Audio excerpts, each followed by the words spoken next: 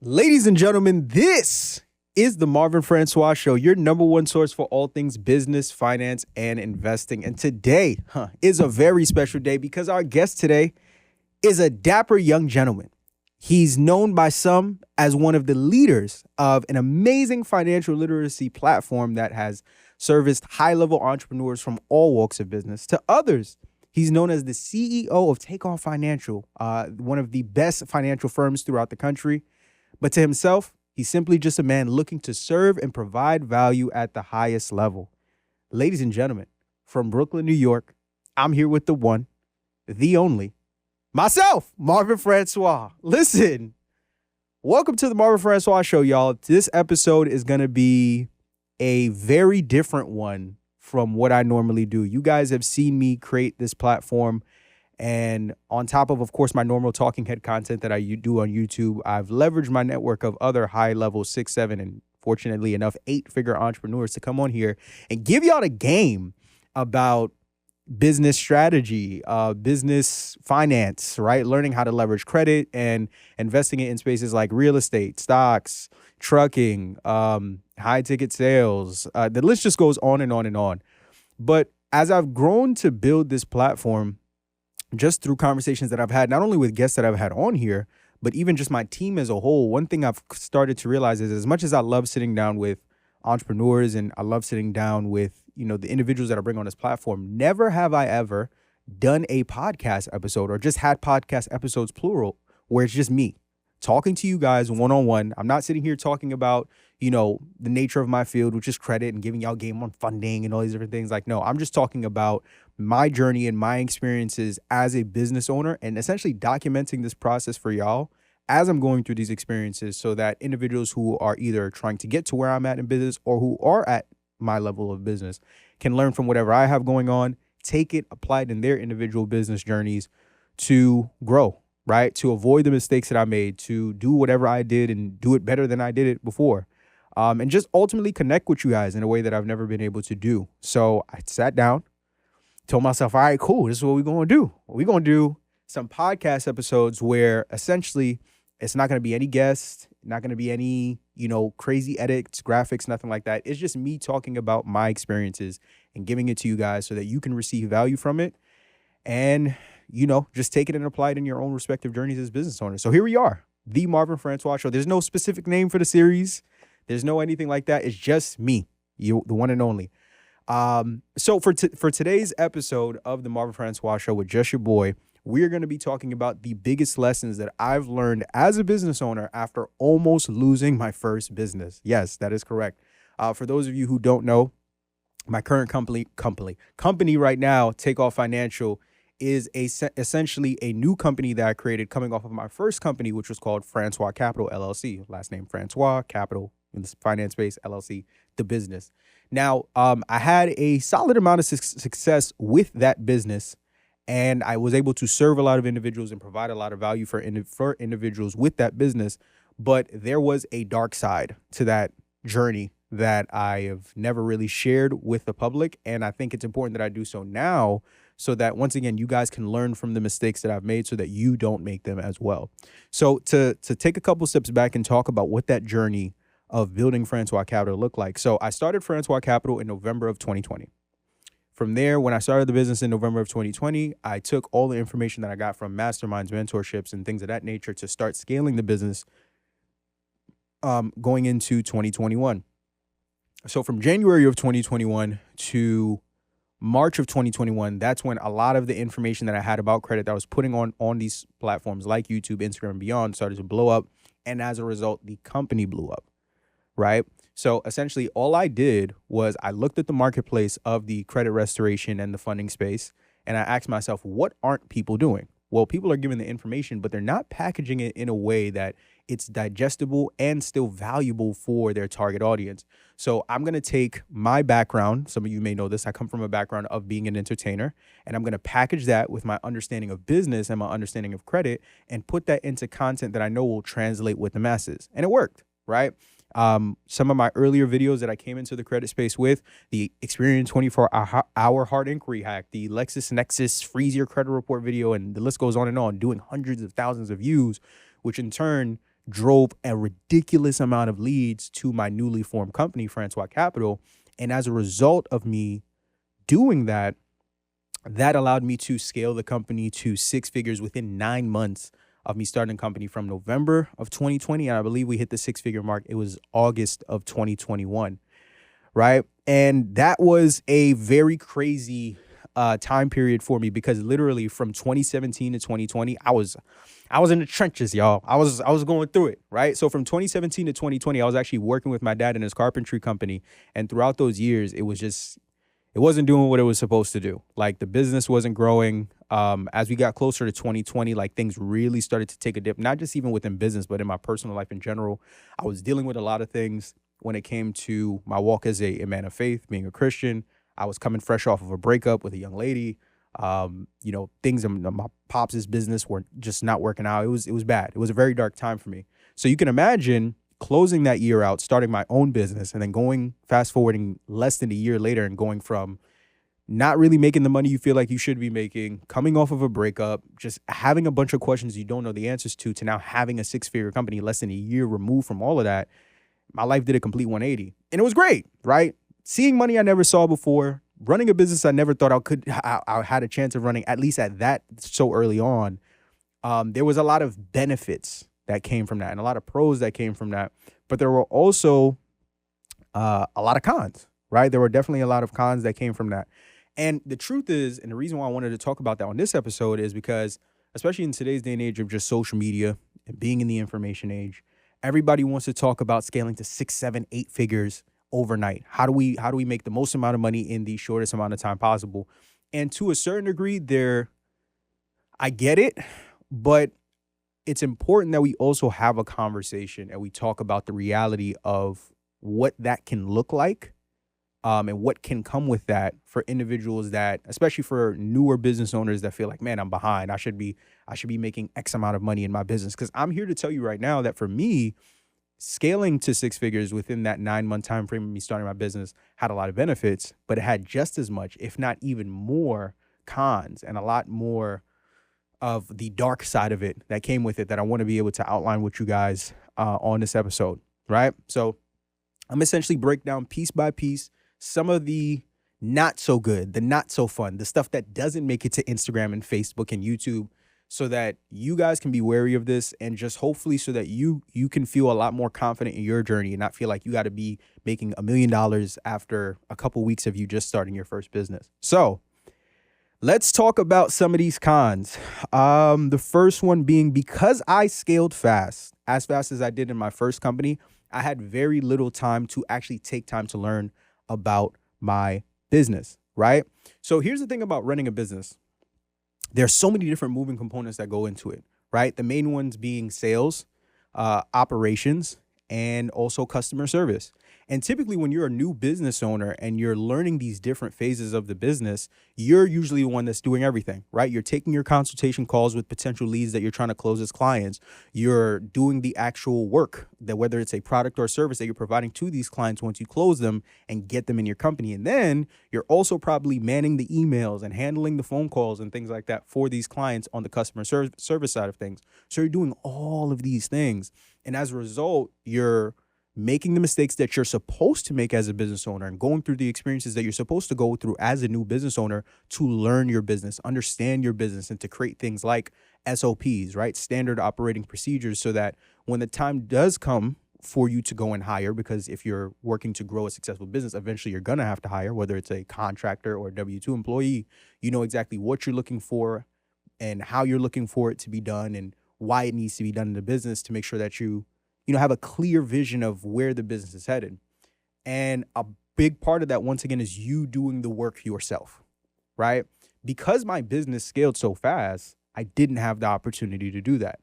Because when I created the content and did everything that I did and I applied the information and I scaled to that six-figure mark in less than a year, my business now grew to demand something of me that as a business owner, I could not provide. Right? I literally had hundreds of clients that came into my business in such a short span of time, and I didn't have the time to learn the customer service side of things. I didn't have time to learn sales. I didn't have time to learn the operational side of things. So as a result, I was faced with the decision. Do I try and hustle and muscle it out on my own, right? And figure this thing out on my own? Or do I now start to potentially look at some alternatives that are available to me to come in and help me run this thing the way I feel like it should be run in order to meet this demand that my business is demanding of me as a business owner? I ended up deciding to do the latter, right? Either I outsource and try and get some help, or I try and figure it out on my own, and I end up doing the latter, which was looking to a company to come in to help me with certain aspects of the business. So that was the second biggest thing that I learned as I was going through that process of scaling as fast as I did. One of my favorite quotes being, you have to validate before you delegate, right? What does that mean when we talk about you have to validate before you delegate? To validate before you delegate means that, once again, when you're trying to build a successful company, eventually you will have to bring in contractors. You will have to bring in W-2 employees and beyond. But before you do those things, you have to have some type of understanding of this position that you're looking to get filled by someone else, so that they can't come in here and do whatever it is that they're looking to do under your watch. And you know what it's supposed to look like in terms of how the work is supposed to be done, because you've done it, right? You know how your sales calls are supposed to go. You know how the operations are supposed to take place. You know what the customer service aspect looks like, but you can't know the answers to those questions unless you've done it to a certain degree. Not saying you got to be a superstar in those things, but you have to have some type of experience. But for myself, once again, because the business scaled so fast, I didn't get a chance to do that. And I had to go and hurry and say, all right, cool, we have all this money coming in and we have all these people coming in for credit restoration. I can't be the one to do it. Let me go find a company to go ahead and put VAs in place for me. And I'm going to let this company essentially do the work of hiring and training and do all these different things that I didn't take the time to learn how to do correctly. And that was one of the biggest mistakes that I learned from, but hurt my business the absolute most, right? So here's what happened. Essentially, what I did was I hired a company because I didn't know how to train. I didn't know how to hire, and I didn't know what to look for in terms of talent to fulfill this demand my business was looking for. And I said, I'm going to give you guys as a staffing company full autonomy to hire, train, and also place these people in my company and manage them. Right? Because that was also another thing that I thought about business, especially from all this content that I was getting on social media. The goal was passive income, right? To build this super duper successful business. So for me, I'm like, okay, the success is there. The money's coming in. The clients are coming in. I just need to go ahead and get the structure in place and get these people in place. And then from there, I'm going to just go ahead and let this staffing company take care of these VAs that I have and these individuals that they're bringing into my business, and everything's going to be cool, right? Wrong. Absolutely wrong. Let me tell y'all what happened. I hire a company to bring in VAs and to bring in staff for my company in every aspect, for customer service, for operations, and for sales. But because they were the one that were bringing the individuals in, and I essentially just threw my hands back and let them do whatever, they trained them how they saw to be fit for my business, right? They brought the people that they sought to be fit for this business into my business, and as a result, that had a terrible effect. It actually had a reverse effect on what I was looking to do. I was looking to bring this company into my business because I thought that they were going to help because of this fast demand that I was getting in growing my business. What ended up happening as a reverse of that is, because I didn't validate before I delegate, they brought people into my business, but they didn't bring in the right people. These people weren't trained the way that they needed to be in order for me to run my business effectively and efficiently as I saw fit. So what happened? As a result, customer service was poor, right? The sales side of things, I had people that were in the sales department that were essentially taking sales calls that weren't trained by me in terms of how to overcome objections and how to do these sales processes the right way. And as a result, we still made money, but we left way more money on the table, way too much money on the table, because I wasn't the one to validate before I delegated. In the operation side of things, we had people that were handling our clients' services that they had paid for, but it wasn't as effective and as efficient as it should have been. So we had clients that were, once again, I ran a credit restoration company. So we had clients who had letters that were going out weeks late, sometimes months late. We had individuals that were booking sales calls that could have been closed as clients, but weren't, because the salespeople didn't know what they were doing.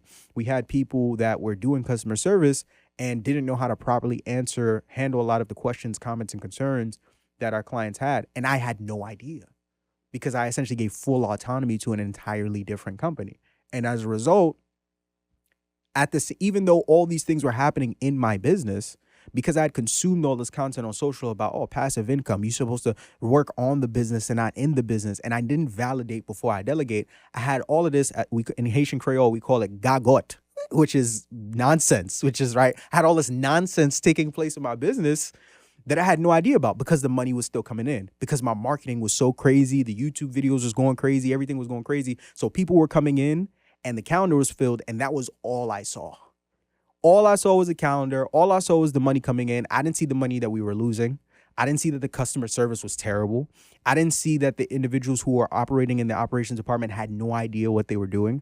I didn't see that the way that we were going about providing the service to our client could have been way better than what it was, because I was just hands off. I was just like, all right, cool. Let me work on the business and not in the business. But you got to work in the business first before you can work on the business. And I skipped that part because of how fast we scaled. And as a result, I got hurt by it. Chargebacks came in out the wazoo, right? People are complaining left to right, leaving not so positive reviews on Google. It just wasn't doing what it needed to do, right? It wasn't until a situation happened in the business that I realized that the business was being getting run poorly. So let me tell y'all what happened. I didn't realize that my business was on a downturn until my merchant account got shut down. So what happened was, I told y'all, because of the customer service was poor, the sales was poor, the operations was poor, we was getting chargebacks left and right. It was 1 month going into the summer. What happened was my merchant called me literally while I was in the middle of filming content, right? My merchant called me while I was in the middle of filming content. And they were like, hey, is this Marvin Francois? I'm like, yes, it is. They're like, great. We're calling in regards to your company. We just want to let you know that your chargeback percentage has now gone above our, red alert threshold, whatever it is that you want to call it. And as a result, yeah, we're just gonna go ahead and shut your merchant account down. I beg your pardon. Yeah, we just gonna shut it down. We don't approve of what's going on here. And clearly something's going on in your business that your clients are seeing that is concerning us. We're just gonna go ahead and shut your merchant account down. Heartbroken, absolutely heartbroken, because at that point, once again, I thought my business was being run the right way. I had no idea, because the money was still coming in. I saw the chargebacks, but I'm like, oh, this is just a part of running a business, right? Sometimes people are I didn't know that I was getting way more chargebacks than what the average company should be getting at that current moment in time. So it wasn't until I lost my merchant account, right? And essentially at that moment in time, finally, after months of having all of this gagot going on in my business, took a real look at my P&L, right? The things that we as business owners are supposed to pay attention to that I wasn't paying attention to, because I'm chilling. Money's coming in, the calendar's full. I took a second to look at the P&L. I took time to review how my operations team was handling our clients. I took time to listen to our sales calls. I took time to look at what the customer service aspect of the business was really looking like. And all of it was terrible. I'm looking at the P&L, and as a business, we're just breaking even. And I had no idea, because the money was coming in so consistently. Once again, and the calendar was full. For me, that's all it was. Oh, I'm good. Like, the money's coming in. I'm fine. I'm able to take care of what I need to take care of. I could just focus on content and live happily ever after. I'm at the end of every workday, I'm with my feet up. I'm playing Madden. Life is good, right? Because I'm living the life that I think that a business owner at this point should be living, and everything is on autopilot. I'm good. In actuality, my business is on a downturn, and I didn't even realize it until I lost my merchant account. Right? So going through that experience, another thing that it taught me is that it taught me two other things on top of that. Number one, it taught me that your business could be one bad month away from getting shut down. Because what happened was, when my merchant account got shut down, that following month, I was scrambling all over the place to find a new merchant, and no other merchant provider wanted to take me. Because essentially what happens is, once your merchant account gets shut down, most of these merchant providers usually work with like the same 2 or 3 big banks. So when one of them shuts you down, the rest of them know about it. So they're all pulling my records, and they're able, almost like credit. They're able to pull my records and see like, oh, so whatever they saw that they went ahead and shut you down. Yeah, we don't want no parts. Right. So for that following month after my merchant account got shut down, I had no way to collect money. I couldn't use PayPal because I'm in the credit space. So if I use PayPal and they have money coming in and they freeze my funds, I'm back at square one. Couldn't use Stripe because I could also risk getting my merchant account getting shut down with them again too. So for the entire month, that following month of me not having my merchant account, my business wasn't able to collect any money while I'm scrambling trying to find a new merchant provider. And it wasn't until the money that was coming into the business stopped, right? That following month, my bank account literally flipped upside down. And it was at that moment, that's when I started to realize, like, I have not been running this business the way that it's supposed to. It was supposed to be getting run. But it wasn't until I lost the merchant account and the money stopped coming in and I really took time to look at the financials, I realized, I'm doing bad right now. But because the money that's coming in is matching the funds that are coming out and I'm just breaking even, but I'm not reviewing my finances to realize that in my mind, I'm doing better than what I actually thought I was.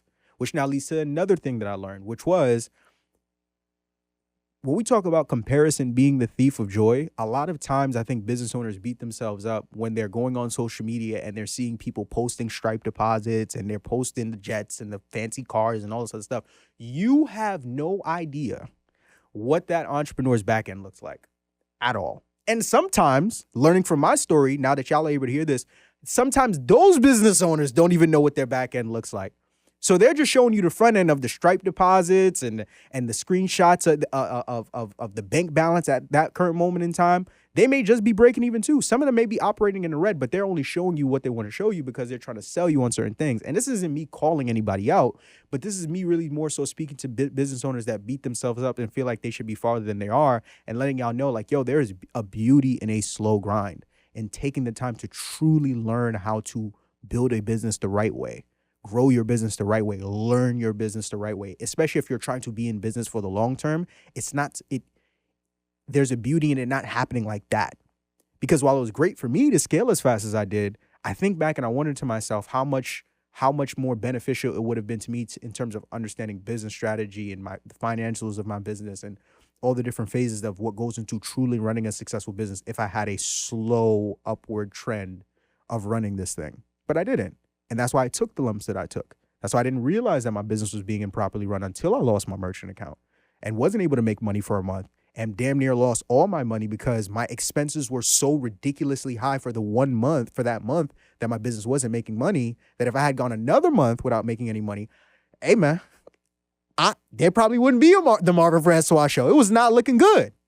It was not looking good at all, right? But once again, speaking to those new business owners that are seeing these other individuals showing what they want to show you on social media, it's extremely important for you guys to understand that, like, once again, there's a beauty in the slow grind. You don't know what the back end of a lot of these individuals' businesses really look like, and they're only going to show you what they want to show you. So you have to be mindful of that and be wary of beating yourself up because you feel like you should be farther than where you actually are. When in actuality, you're probably exactly where you need to be in order for you to learn what you need to learn to prepare you for this level that you're striving so desperately to get to, right? Which now leads to another big component and another key lesson that I learned throughout going through that process. Like, another thing I want business owners to understand is that, it takes longer than you think. It takes longer than you think. Being in this microwave era that we're in, I feel like a lot of times business owners feel like it's supposed to happen quicker than what it should be. For myself, even for myself now in running my business, the goals that I set for myself in business, I always put myself in the frame of mind of if I feel like I'm not getting whatever it is, or I haven't accomplished the goal that I feel like I should have accomplished by a certain moment in time, it's usually for one of three reasons. Either I haven't worked long enough, I'm not working hard enough, or I am working hard enough and I have worked long enough, but I probably haven't been doing the right thing. It's usually one of those three. Right? Sometimes it could be one out of the three. Sometimes it could be two out of the three, or sometimes it could be all three. You could have a scenario where you set a goal for yourself and you're working super duper hard and you're doing the right thing, but you've only been doing it for like 2 weeks. When in actuality, it's going to take you like a year to get to. And you just got to put your head down and keep putting the work in. You could have a scenario where you're doing the right thing and you've been doing it for a super long time, but you're not working as hard as you should be in order to get that goal. You could have a scenario where you're working super duper hard and you're been doing it for a super long time, but you're doing the absolute opposite of what you should be doing to get whatever it is that you're trying to get, right? So if you're beating yourself up because you feel as though you should be farther than you or making farther than you are, or making more money than you're making right now, look at one of those three and ask yourself, okay, am I doing the right thing? Have I been doing it for as long as I should be doing it? And am I working as hard as I truly feel like I should be, right? And from there, it'll give you a lot of perspective on this goal that you set for yourself. If it's a goal that's actually worth having, so that you know, like, oh, okay, cool. Now I just got to work. I just need to keep along this grind for a couple more months or a couple more years before I get there. Or I'm not really busting my tail as much as I think I thought I should be. Let me turn this thing up a little bit. Or, oh, I haven't been doing I've been doing the total opposite of whatever it is I'm supposed to do to get to where I'm trying to get to, you know? Now, what's interesting is I share that story, and a lot of people may be like, okay, cool, Marv, you realize that you were running your business the wrong way. You lost your merchant account. You were 2 months of not having income come into your business away from going under. Where's the turning point here? What happened? Well, there was no turning point, ladies and gentlemen. I lost a bit. Now let me stop. There was a turning point. Let me tell y'all what happened. And this now leads to the biggest lesson that I learned in going through that entire ordeal. The biggest and most important lesson that I learned, and you guys hear it all the time. At this point, for some of you guys, it may sound cliche, but man, until you are living in it, and I'm living in it right now, you'll never be able to appreciate the statement. Relationships are everything. I'm gonna say it again. Relationships are everything. Another reason why you may feel like you're not where you should be in your business, or maybe you should feel like you're a little bit farther, or whatever the case may be, is probably because you haven't shaken the right hands that's going to give you the information, the network, or the resources that you and your business need to continue to grow and progress. Because let me tell you guys what happened. When I lost my merchant account, at that moment in time, I looked through my contact list and I found 4 to 5 individuals in my contact list that had success had more success in my industry than I did. And I called all 5 of those individuals and asked them for advice on what I should do. Hey, do you know a merchant provider? Hey, my business is doing super duper bad right now. Do you have any tips on how I can do this, that, and that? Of the 5 people that I called that are also in the credit space, one of the individuals who I called a couple weeks later said, yo, man, let's go ahead and get on a Zoom and I'll take some time to kind of dissect your business with you and see some of the different things you could do to ensure this doesn't happen again. We get on a Zoom. We're on the Zoom for 2 hours and we're just breaking different things down. He's giving me tips, tricks, and strategies. I thank him, appreciate him, didn't charge me for it, even though he should have. Don't think anything of it. A month later, he reaches out to me again, out of the blue. This is someone I've had a relationship up until that point for 2 years, right? 2 years and some change. He sends me a text as I'm driving home one day and he's like, hey, what's going on? You busy? I'm like, nah, what's up? He's like, I want to send you something. But before I send you this thing, I need to have your undivided attention. So let me know when you get home. I'm like, all right, bet. Texted him when I got home. He sent me a Loom recording. In that Loom recording was a 30 to 45 minute presentation where essentially he pitched himself to be a business partner of mine inside of my company. He had a credit business. I had a credit business. And essentially his pitch was, look, my strengths are your weaknesses. Your strengths are my weaknesses. Marv, I see that you're very good at marketing and branding. I suck at that. But Marv, I see that you suck when it comes to systems, strategy, and operations. I'm super duper good at that.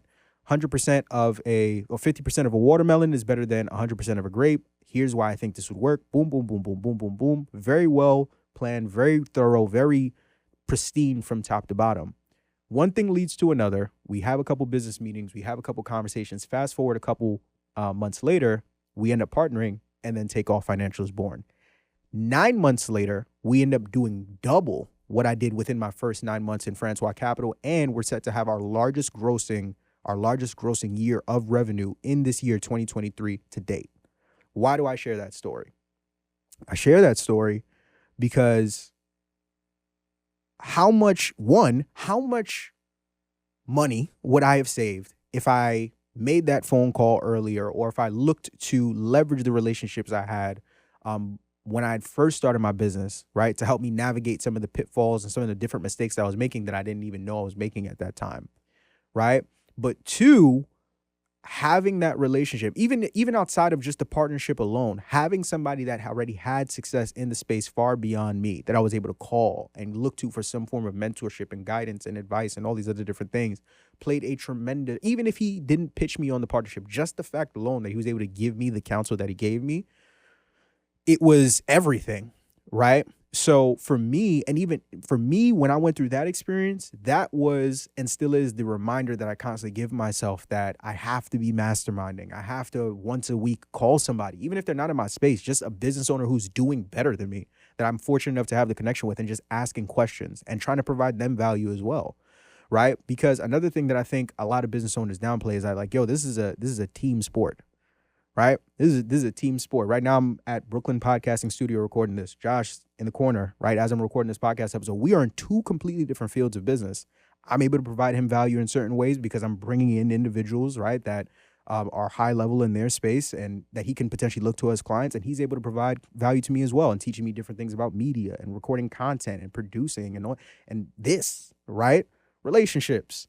Understanding the importance of leveraging relationships and how you can use relationships to not only progress, but get ahead and get to where you're trying to get to a lot faster versus you trying to do it by yourself.